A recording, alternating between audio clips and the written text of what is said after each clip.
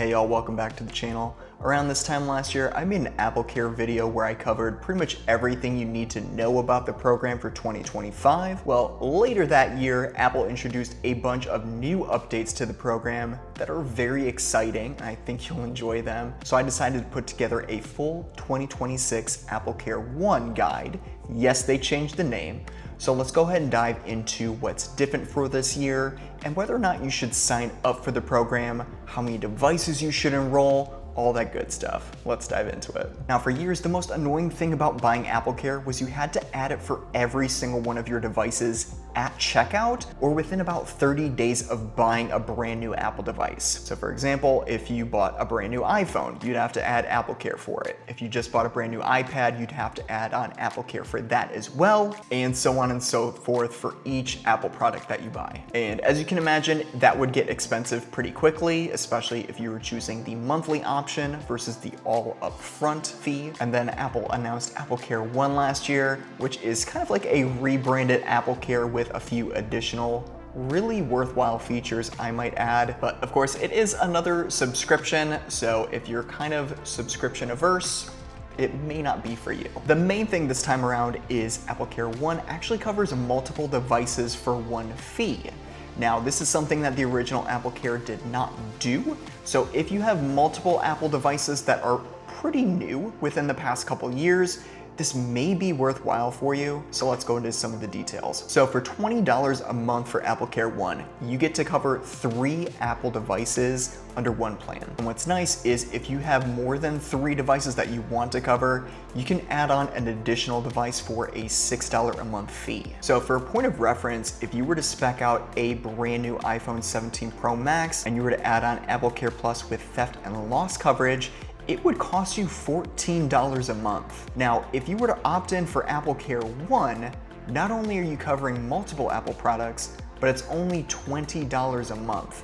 So if you've got multiple Apple products, this will actually save you quite a bit of money than if you were to buy AppleCare coverage individually. And what's great about AppleCare One is it actually has theft and loss coverage baked in for the iPhone, the iPad, and the Apple Watch. So potentially you're saving quite a bit of money, especially if you're buying theft and loss coverage for every single one of those devices. Now, you can have up to 3 theft and loss claims within a 12-month period, so something to keep in mind there. One important thing about AppleCare One is it is strictly a monthly subscription. There's no option to pay annually, there's no one-time fee option, none of that. So it's going to be at least $20 a month until you cancel it. So coinciding with what made AppleCare so great in the past, you still get some fantastic coverage options, including same-day service, so you can get repairs as soon as same day at the Apple Store or with an Apple authorized service provider. You also get express replacement service, which is very convenient. So you can request a replacement iPhone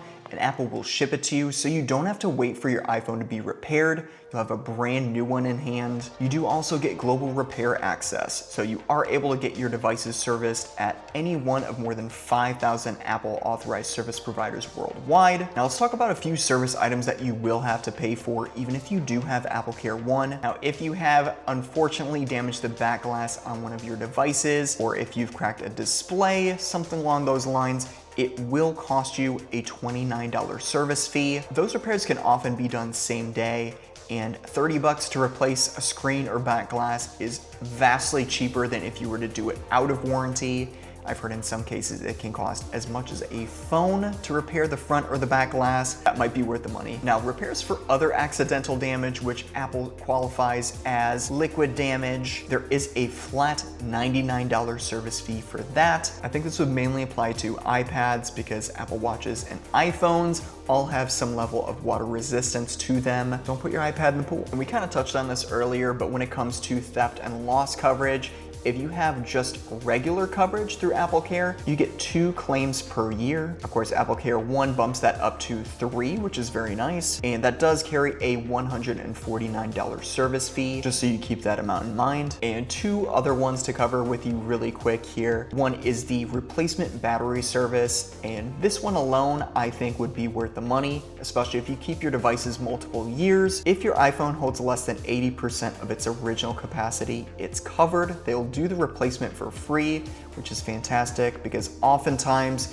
if you go to an Apple store, it'll cost, I believe, about $130 to replace your iPhone's battery. Kind of worth it alone just for that reason, especially if you have a phone that is a few years old, or if you're planning on keeping your devices for multiple years. And then last thing on Apple's page here is mail-in repairs. You can mail in your device with a shipping kit and a prepaid label from Apple, which again is all for peace of mind, especially when you've got a device that you really need to get back quickly, but it needs to be repaired. That's great that Apple's got you covered there. Now I know what you're about to say. So AppleCare One covers multiple devices. What if I've got an older device? What is the cutoff range? Does it have to be the latest iPhone in order for it to be covered under AppleCare One? Let me answer that for you. Apple says that any product that was recently purchased or is currently covered by AppleCare Plus can be covered in your existing AppleCare One plan. You can also add devices you already own that are in good condition, although a diagnostic check and an inspection may be required in some cases, and that covers devices that are 4 years old or newer. And if you have headphones, number changes to 1 year old or newer. So I'm sure a lot of you guys are thinking that there's some kind of catch to the program at this point. And honestly, the only thing I could really find is that you can only insure devices that you personally own and are tied to your Apple account. So for example, if I wanted to insure my wife's iPhone on my AppleCare One subscription, I wouldn't be able to do that. She would have to do her own subscription in order to make sure her devices are covered. Honestly, that seems pretty fair because otherwise you could cover potentially your entire family's collection of devices on one subscription, so it makes sense. So is AppleCare One worth the money? Honestly, I would have to lean on the yes side of things. You're getting really good coverage for 3 Apple devices, potentially more if you want to pay extra. 3 devices for $20 a month. That seems very fair, especially given the fact that I've covered devices in the past that have almost come out to $20 a month on their own, especially if you're covering a very expensive iPhone, you're covering a MacBook Pro, for example.